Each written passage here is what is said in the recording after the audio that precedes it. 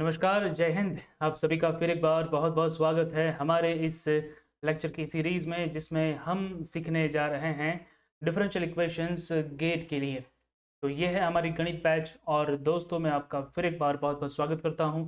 अगर आप नए हैं तो हमारे इस चैनल को सब्सक्राइब कर लीजिए, क्योंकि आपको गेट के मैथमेटिक्स का पूरा सिलेबस इस चैनल पर मिलेगा। चलिए दोस्तों, बढ़ते हैं आज के इस लेक्चर में।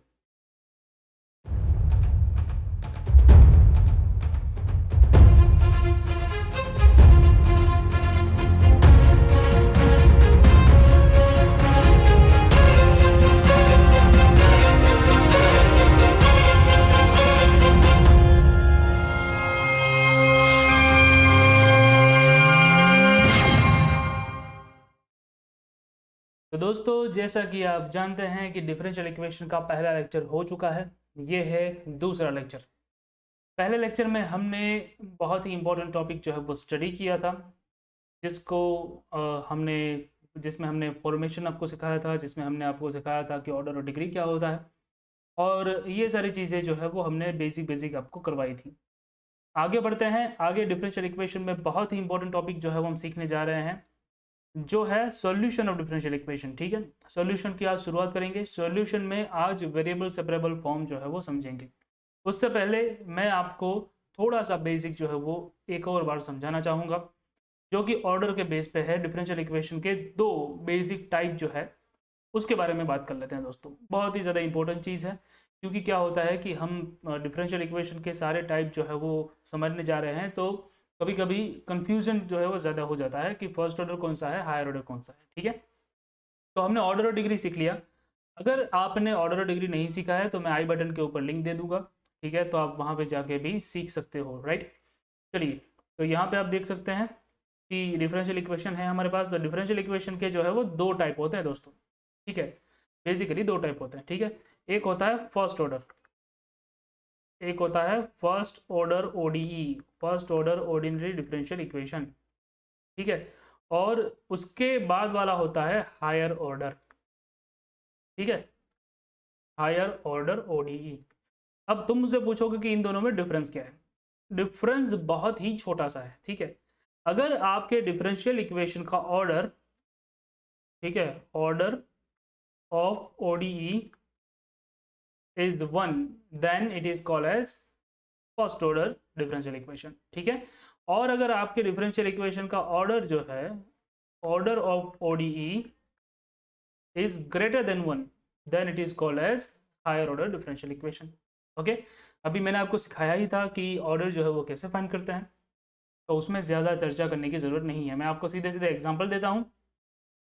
जैसे कि ये हो गया dx by D Y plus X cube is equals to 4, मान लो इस तरह से है। ठीक है, तो इसमें ये जो डिफरेंशियल इक्वेशन है उसका ऑर्डर जो है वो एक है। कैसे एक है, वो डिस्कशन पिछले लेक्चर में हो चुका है। ठीक है, यहाँ पे ये डिफरेंशियल टर्म है, मैंने बात की थी कि ये हमारा राजा है, और डिफरेंशियल टर्म का ऑर्डर मतलब कि इक्वेशन का ऑर्डर। राइट, इस वाले में एग्जाम्पल दूँ, हायर ऑर्डर में अगर मैं आपको एग्जाम्पल देता हूँ तो ये इस तरह से हो सकता है कि D square X by D Y square मान लो। ठीक है, plus D X by D Y is equals to 4 है मान लो। ठीक है, तो यहाँ पे ये जो डिफरेंशियल टर्म है उसमें मैक्सिमम ऑर्डर जो है वो 2 है, इसलिए इक्वेशन का ऑर्डर 2 है, एक से ज़्यादा है तो वो हो गया हायर ऑर्डर। राइट, तो एक होता है फर्स्ट ऑर्डर डिफरेंशियल इक्वेशन, दूसरा होता है हायर ऑर्डर डिफरेंशियल इक्वेशन। तो हमें इस वक्त जो स्टडी करना है वो यही स्टडी करना है। ठीक है, हमको क्या स्टडी करना है, first order differential equation study करना है। ठीक है, उसके बाद हायर ऑर्डर पे भी जाना है। ठीक है, तो पहले फर्स्ट ऑर्डर समझ लो, बाद में हायर ऑर्डर जो है वो समझेंगे। ठीक है, ओके, तो चलिए शुरुआत करते हैं सॉल्यूशन ऑफ डिफरेंशियल इक्वेशन से। हमने पिछले लेक्चर में डिफरेंशियल इक्वेशन फॉर्म किया था, राइट, बनाया था। एक हमको टर्म दी थी, उसमें से हमने डिफरेंशियल इक्वेशन बनाया था।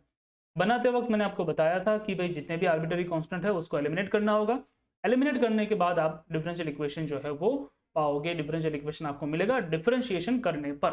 राइट, सॉल्यूशन करने के लिए क्या मेथड है, सॉल्यूशन करने के लिए आपको इंटीग्रेशन आना चाहिए, क्योंकि ये उल्टी प्रोसीजर है। आपको क्या दिया हुआ होगा, आपको दिया हुआ होगा फर्स्ट ऑर्डर ओडीई। मान लो यहाँ पे मैं बात कर रहा हूँ अभी फर्स्ट ऑर्डर के लिए। ठीक है, जैसा कि मैंने आपको अभी भी बताया कि हम फर्स्ट ऑर्डर की बात करेंगे। तो फर्स्ट ऑर्डर ओडी आपको दे रखा है, आपको उसके फॉर्म जो है वो पता होने चाहिए, पहली बात है। उसके कुछ फॉर्म्स है, कौन कौन से फॉर्म्स हैं, तो ये जो है वो कुछ फॉर्म्स है। जैसे कि पहला है वेरिएबल सेपरेबल फॉर्म, जो कि आज देखने वाले हैं, ठीक है। दूसरा है homogeneous and non homogeneous form, ठीक है, जो कि कल के लेक्चर में होगा, ठीक है। उसके बाद है एग्जैक्ट डिफरेंशियल इक्वेशन, ठीक है, एग्जैक्ट डिफरेंशियल इक्वेशन, राइट, और नॉन एग्जैक्ट डिफरेंशियल इक्वेशन। उसके बाद लीनियर और नॉन लीनियर। जो लीनियर है वो एक टाइप है, नॉन लीनियर को बर्नौली इक्वेशन भी बोलते हैं, ठीक है। तो यहाँ पे इतने टाइप्स जो है वो हमारे पास हैं, हर एक की अलग अलग मेथड है अपने आप को सॉल्व करने की, राइट। वेरिएबल सेपरेबल फॉर्म है तो उसको अलग तरीके से सॉल्व किया जाता है, होमोजीनियस को अलग तरीके से, इसी तरह से हर एक को अलग अलग तरीके से सॉल्व किया जाता है, वो हम अलग अलग लेक्चर्स में देखते जाएंगे। अभी बात करने जा रहे हैं किसकी, अभी बात करने जा रहे हैं वेरिएबल सेपरेबल मेथड की, ठीक है। तो चलिए देखते हैं कि वेरिएबल सेपरेबल मेथड जो है वो है क्या, ओके, उसमें होता क्या है, वो सारी चीज़ें जो है वो अभी देखने जा रहे हैं, राइट। चलिए बढ़ जाते हैं आगे, अटेंशन एकदम ठीक ठाक देना, ठीक है। Variable separable form and solution. तो पहले मैं आपको फॉर्म समझाऊंगा, हर एक क्वेश्चन में हम इसी तरह से जाएंगे, हर एक टॉपिक पे पहले मैं आपको उसका फॉर्म समझा दूंगा, ओके, और बाद में जो है वो हम उसका सॉल्यूशन देखेंगे, क्योंकि फॉर्म जो है वो समझना ज़रूरी है। उसका रूप क्या होता है, फॉर्म का मतलब क्या होता है, रूप, ठीक है। जैसे कि अगर कोई जो है वो ज़्यादा गोरा है, मतलब कि अच्छा खासा गोरा है, तो हम अंदाज़ा लगा सकते हैं कि ये किस कास्ट का होगा, ठीक है, अंदाज़ा लगा सकते हैं, ये मैं कह रहा हूँ, एग्जैक्टली तो नहीं कह सकते। इसी तरह से इसमें भी है, हम इक्वेशन को देखकर अंदाज़ा लगा सकते हैं कि ये कौन से टाइप का है। कभी कभी अंदाज़ा हमारा सही होता है, लेकिन कभी कभी क्या होता है कि गलती हो जाती है, ठीक है। तो उसके लिए प्रैक्टिस ज़रूरी है, जितनी ज़्यादा प्रैक्टिस करेंगे उतनी गलती की गुंजाइश नहीं रहेगी, ठीक है दोस्तों। ओके, सो बात करते हैं वेरिएबल सेपरेबल फॉर्म की, किस तरीके का फॉर्म है ये। तो ये फॉर्म कुछ इस तरीके का है, ये फॉर्म जो है वो कुछ इस तरीके का है कि M D X plus N D Y is equal to zero type of form है, ठीक है। यहाँ पे एम जो है, एम जो है is function of x only, ठीक है। फंक्शन का मतलब क्या है, वो सिर्फ और सिर्फ एक्स के ऊपर डिपेंड करता है, ठीक है, या फिर उसको आप बोल सकते हो क्या, एम ऑफ एक्स, ओके, सिर्फ और सिर्फ एक्स वाली ही टर्म होगी, ये बात समझ लो, एम में जो है वो सिर्फ और सिर्फ एक्स वाली टर्म होगी, और एन जो है is function of Y only, तो यहाँ पे सिर्फ और सिर्फ वाई वाली ही टर्म होगी। तो इस तरीके का फॉर्म होगा, राइट, ठीक है। एक होगा m, एक होगा m जो कि x का फंक्शन है, जो सिर्फ और सिर्फ x के ऊपर डिपेंड करता है, और वो dx के साथ मल्टीप्लाई कर सकते हो आप, और n dy is equal to zero type of form, इसको कहते हैं हम वेरिएबल सेपरेबल फॉर्म। अभी ये देख के समझ में नहीं आएगा, मैं आपको आगे एग्जाम्पल में समझाऊंगा ये, ठीक है, क्या करना है। चलिए, तो यहाँ पे वेरिएबल सेपरेबल अगर आपको फॉर्म आपको दे रखा है, तो उसका सोल्यूशन जो है वो कैसे करोगे, उसका सॉल्यूशन तुम कैसे करोगे, ये इंपॉर्टेंट चीज़ है। तो सॉल्यूशन करना बहुत मुश्किल नहीं है, बहुत ही आसान है एक्चुअली, ठीक है। यहाँ पे तुमको दे रखा है M D X plus N D Y. तुमको पता था कि भाई m जो है वो x का जो है वो वेरिएबल है, x का जो है वो फंक्शन है, n जो है वो y का फंक्शन है, इसलिए मैं सीधे सीधे इसको लिख सकता हूँ M D x is equals to negative N D Y, ठीक है। अब क्वेश्चन में जो है वो थोड़ा बहुत चेंज हो सकता है, प्लस माइनस की साइन वो देख लेना, ओके। दोनों ओर इंटीग्रेट कर लो सीधे सीधे, क्या करना है, दोनों ओर सीधे सीधे इंटीग्रेट कर लेना है। So integrate both sides, integrate both sides, ठीक है। तो बोथ साइड इंटीग्रेशन करने पर ये मिलेगा integration M D x is equals to integration minus N D Y. इसका जो भी सॉल्यूशन होगा वो होगा हमारा फाइनल आंसर, ठीक है। और उस सॉल्यूशन को हम क्या बोलते हैं, उस सॉल्यूशन को हम बोलते हैं general solution, general solution, okay. General solution के अंदर कांस्टेंट आते हैं, एक बात याद रखो, ठीक है। जनरल सॉल्यूशन माने कौन सा सॉल्यूशन, ओके, जिसमें arbitrary constants exist, arbitrary constants exist, ठीक है। तो अगर आर्बिटरी कांस्टेंट्स आपके इक्वेशन में है, तो मान लो कि सभी जो है वो आपका इस तरह से जनरल सॉल्यूशन आपको मिला है।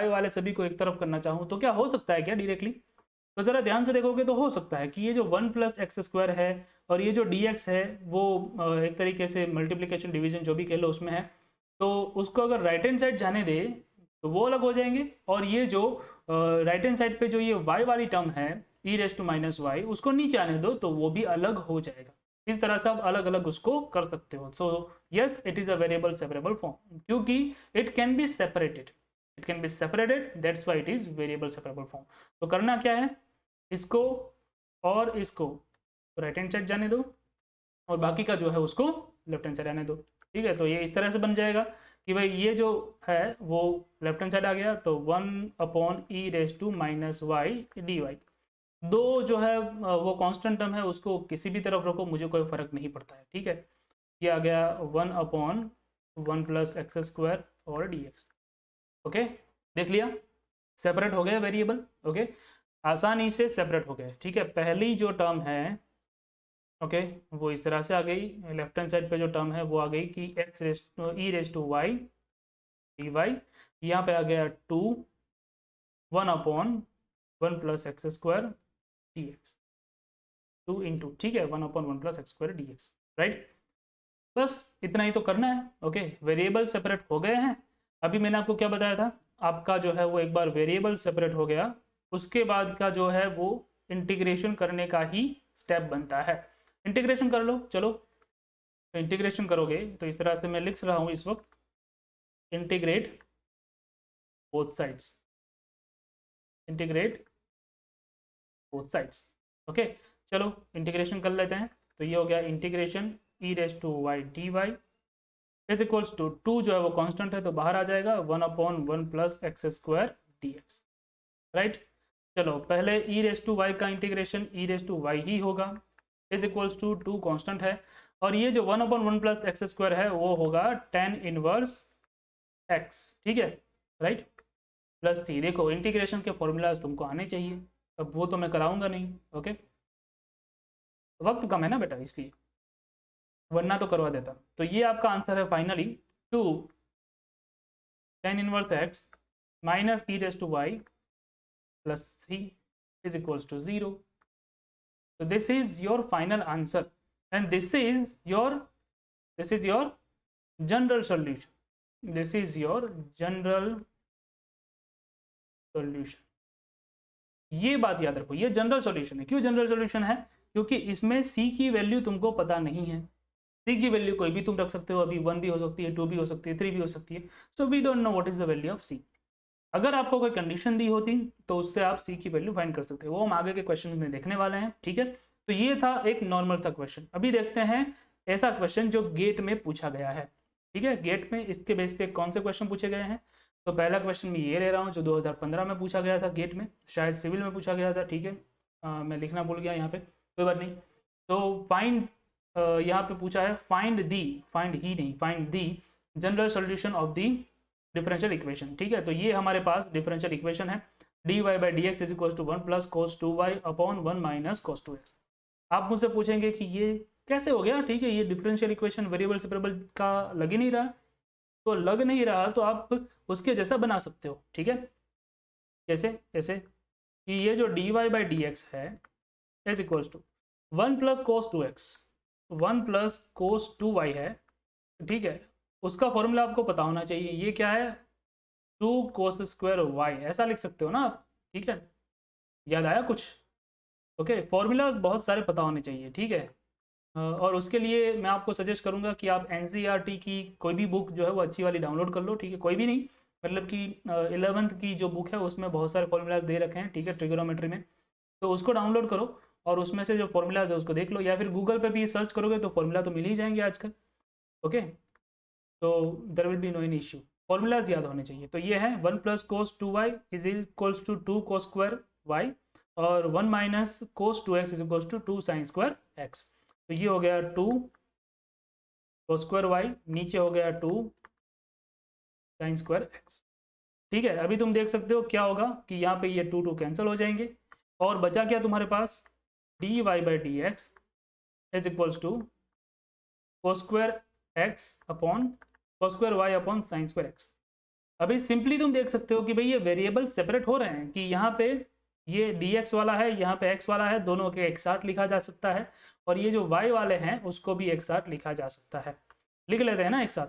तो पहले कोस स्क्वायर एक्स जो राइट हैंड साइड था उसको लेफ्ट हैंड साइड ले आओगे, डिवीजन में चला जाएगा बेचारा, ठीक है। और ये जो है वो साइन स्क्वायर एक्स जो है वो डिवीजन में था ही, dx जो है वो मल्टीप्लिकेशन में आ जाएगा, ठीक है। अभी इस फॉर्मूला को मैं यहाँ से हटा रहा हूँ, ठीक है, तुमने देख ही लिया है तो ओके। चलिए, राइट, तो now what will be happening, अभी जो है वो सिंपल है, इंटीग्रेशन करना होगा। नेक्स्ट स्टेप, यहाँ पे तुमने वेरिएबल जो है वो सेपरेट कर दिए, ओके। तो जो भी तुम्हारे वेरिएबल्स थे वो सेपरेट हो चुके हैं, ओके। वेरिएबल सेपरेट हो चुके हैं तो क्या करना होगा, integrate both sides, integrate both sides, दोनों ओर इंटीग्रेट करोगे तो क्या होगा, integration 1 upon cos square y D Y, यहाँ पे integration dx upon sine square x. अभी ये जो है वो डायरेक्टली तो नहीं होगा, इसलिए इसको थोड़ा कन्वर्ट करना पड़ेगा। तो 1 अपॉन कोस क्या होता है, 1 अपॉन कोस क्या होता है, सेक होता है, तो ये होगा sec square y D y, और ये होगा क्या, cosec square x d x, okay. तो पहले वाले का इंटीग्रेशन क्या आया, पहले वाले का integration cos square sorry sec square, उसका जो आंसर है वो होता है 10 वाई, ठीक है। सेक स्क्वायर का इंटीग्रेशन 10 होता है, और कोसेक स्क्वायर का इंटीग्रेशन क्या होगा, minus cot x, okay, plus c, okay, constant आपको लगाना पड़ेगा, राइट। चलिए, अभी आप अगर देखोगे तो आपका फाइनल आंसर इस तरह से बनता है कि 10y प्लस ये जो कोट एक्स जो है वो कोट एक्स जो है वो आ जाएगा left hand side is equals to c. मुझे बताइए कि कौन सा जो आपका ऑप्शन है वो फिट बैठता है, ठीक है। कौन सा ऑप्शन है यहाँ पे, ये रहा, ठीक है, ऑप्शन नंबर सी, राइट। तो ये जो सी है वही आपका आंसर है, ओके। तो this is your final answer which you have to tick mark, और इस तरह से आपको मार्क्स जो है वो मिलेंगे, राइट। आई बात समझ में? तो यही मेथड है, पहले आपको फॉर्म जो है वो आइडेंटिफाई करना होगा, और गेट में सीधा सीधा नहीं पूछेंगे, जितनी हो सकती है उतनी प्रैक्टिस करोगे तो आप आसानी से समझ जाओगे। देखो यहाँ पे गलती हो सकती है सी और डी में, अगर तुमने छोटी सी गलती कर दी तो कुछ सी की जगह पे डी को टिक करके आओगे, ठीक है। एक और गलती हो सकती है प्लस माइनस की साइन में, तो यहाँ पे तुम देख रहे हो कि अगर तुमने साइन का ध्यान नहीं दिया, कोसेक स्क्वायर का इंटीग्रेशन माइनस कोटेक्स होता है, माइनस कोटेक्स होता है, ठीक है, प्लस कोटेक्स नहीं होता। अगर तुमने प्लस कोटेक्स लिख दिया होता तो यहाँ पे प्लस की जगह पे माइनस आ जाता, तुम्हारा ऑप्शन ए होता। तो यहाँ पे जितनी भी गलती तुम कर सकते हो उन सभी गलतियों वाले ऑप्शन यहाँ पे मौजूद है। हम क्या करेंगे कि गलती कर लेंगे, बाद में ऑप्शन जो है वो गलत टिक करके आएंगे, राइट। तो ये गलती नहीं होनी चाहिए, ज़रा ध्यान रखिए इसका। तो ये था गेट 2015 का क्वेश्चन। एक और क्वेश्चन देख लेते हैं जो कि है गेट 2011 से, और वो क्वेश्चन इस तरह से, the solution of the differential equation हमको दे रखा है, वो इस तरह से है कुछ कि dy by d x is equals to k y. अब ये देखने पे ही लग रहा है जो ये पुराने जो गेट के पेपर थे बहुत ही इजी थे शायद, ठीक है, ऐसा कुछ हमको देखने में आया। मैथ्स तो इजी था, एटलीस्ट मैथ्स इतना मुश्किल नहीं था। अब जैसे जैसे पेपर नए नए आ रहे हैं मैथ्स थोड़ा थोड़ा डिफिकल्ट होता जा रहा है, इसलिए प्रैक्टिस की ज़्यादा ज़रूरत पड़ रही है लोगों को। ओके, तो ये बहुत ईजी है, देखने पर ही पता चल रहा है कि भाई ये तो आसानी से हो गया, 1/y dy हो गया और यहाँ पे k dx हो गया। अभी तुम मुझसे पूछोगे कि k क्या है, k is nothing but the constant, ठीक है, k कुछ नहीं है, कांस्टेंट। ओके, दोनों और इंटीग्रेट कर लो तो ये हो गया इंटीग्रेशन 1/y dy, यहाँ पे इंटीग्रेशन k dx। ओके ठीक है, तो यहाँ पे दोस्तों इंटीग्रेशन क्या होगा, इंटीग्रेशन होगा पहली जो टर्म है, ठीक है, उसका होगा log y या फिर ln y, जो भी बोलो, ठीक है। और k जो है वो कांस्टेंट है वो बाहर आ जाएगा, और dx जो है उसका इंटीग्रेशन हो जाएगा x प्लस कोई भी कांस्टेंट लगा लो, मैं यहाँ पे c1 लगा रहा हूँ, ठीक है। 1 इसलिए लगा रहा हूँ क्योंकि आगे जो है वो कंडीशन में c दे रखा है, इसलिए बाद में तुम कंफ्यूज मत होना, ठीक है, इसलिए प्लस c1 मैंने कांस्टेंट लगा लिया। चलो कांस्टेंट लगाने के बाद आगे बढ़ते हैं, ठीक है। आगे हमको ये दे रखा है कि नाउ हमको एक चीज़ दे रखी है, ज़रा ध्यान से देखो, ये हमारा जो है, ये जो आंसर आया ना वो हमारा जनरल सॉल्यूशन है। ये क्या है, हमारा जनरल सॉल्यूशन। अभी यहाँ पे ज़रा ध्यान से देखो ऊपर, तो तुमको एक कंडीशन दे रखी है y of 0 is equal to c is given. तो कंडीशन को किस तरह से समझोगे, कंडीशन का मतलब ये होता है कि जब मतलब कि व्हेन x की वैल्यू 0 है, ओके, ये अंदर जो ब्रैकेट में है वो x की वैल्यू है, उसको इंडिकेट करता है। जब x की वैल्यू 0 है तब y की वैल्यू क्या होगी, बाहर की वैल्यू जो है वो c होगी। इस तरह से आपको कंडीशन लेनी है। अगर आपको कंडीशन देते इस तरह से कि y of 1 is equal to 3, तो इसका मतलब क्या होता है कि जब x की वैल्यू 1 है तो y की वैल्यू 3 है, ठीक है, ये समझना है, राइट। चलो, तो ये समझने के बाद आप जो है वो वैल्यू सब्स्टिट्यूट कर दोगे इक्वेशन 1 में, okay, so that from equation 1 you can say that log y की वैल्यू क्या होगी, c होगी। कब होगी, जब तुम x की वैल्यू 0 रखोगे तब, प्लस c1। तो इसका मतलब क्या होगा कि log c is equal to c1। तो c1 का आंसर मिल गया ना तुमको, ठीक है। तो इस तरह से कंडीशन जब रखोगे तब जो भी कांस्टेंट आपने लिया होगा आंसर में, जनरल सॉल्यूशन में जो कांस्टेंट होगा वो निकल जाएगा और उसकी जगह पे आपको जो है वो आंसर मिल जाएगा, ठीक है, उसकी जगह पे आपको आंसर मिल जाएगा। इसीलिए जब आप C1 की वैल्यू रखोगे तो जो जनरल सॉल्यूशन है वो बदल कर क्या हो जाएगा, पर्टिकुलर सॉल्यूशन, ठीक है। तो अभी आपका सॉल्यूशन जो है वो हो गया इस तरह से, that's why log y is equal to kx plus log c, ठीक है। चलो ये जहाँ पे है वो आपका आंसर है, लेकिन ऑप्शन देख रहे हो तो ऐसा कुछ तो आ ही नहीं रहा है, ठीक है। अब तुम मुझसे कहोगे कि गलती होगी, गलती नहीं हुई, ज़रा ध्यान से देखो, ठीक है। इसको अभी प्रोसेस करना पड़ेगा, ठीक है। अभी तुम मुझसे बोलोगे कितनी प्रोसीजर है, बहुत सारी है, ठीक है। तो log y is equals to kx plus log c, ठीक है। इतना सारा क्यों होता है, क्योंकि GATE is the graduate aptitude test, ठीक है, आपकी एप्टीट्यूड की भी टेस्ट होती है। तो यहाँ पे एप्टीट्यूड आपका कितना अच्छा है वो भी आपको देखना है, ओके। तो log y, अभी ये जो c है उसको लेफ्ट हैंड साइड ले जाओ तो ये होगा minus log c is equals to kx, okay. चलिए, तो ये होगा log y divide by c होगा इज इक्वल्स टू kx। अभी ये रूल तो तुमको पता ही होगा, ठीक है, नहीं पता है उनको मैं बता देता हूँ, हालांकि नहीं पता है तो डूब मरो भाई, क्यों गेट करने आया, ठीक है। चलिए, नहीं डूब मत मरना भाई, मेरा नाम आएगा, ओके। मान लो कि बेस दो लोग के सेम है, ठीक है, और एक लोग में से दूसरे लोग को सब्सट्रैक्ट कर रहे हो, तो बेस जो है वो सेम रहता है और जो ऊपर जो पावर होती है ना वो a बाई सी हो जाती है, ठीक है, a बाई सी हो जाती है। जब सब्सट्रैक्शन आप करते हो तब एक लोग में से दूसरे लोग को जब आप सब्सट्रैक्ट करते हो तब ये रूल जो है वो लगता है। वही रूल मैंने लगाया है यहाँ पे भी, जो बेस है वो सेम है, कुछ नहीं है तो e है, कुछ नहीं है तो e है, ठीक है। अभी जब आप एंटी लॉग लोगे तो क्या होगा, तब इस तरह से होगा कि y डिवाइड बाई सी, दूसरी ओर एंटी लॉग तो सब कुछ जो है वो e की पावर में चला जाएगा क्योंकि यहाँ पे बेस e है। ये भी जिसको नहीं पता उनको मैं बता दूं कि ये इस तरह से रूल है, इज इक्वल्स टू मान लो x है, ठीक है, a by b is equals to x है, ओके। तो ये इस तरह से होगा कि a is equals to b power x, okay. वही मैंने किया है यहाँ, y by c is equals to e power k x हो गया, ओके। चलो तो ये हो गया y is equals to c e power k x, और ये जहाँ पे भी है वो आपका आंसर है। This is your final answer, this is your particular solution, this is your particular solution, sorry particular में पी ए आएगा, राइट, पर्टिकुलर सॉल्यूशन, ओके।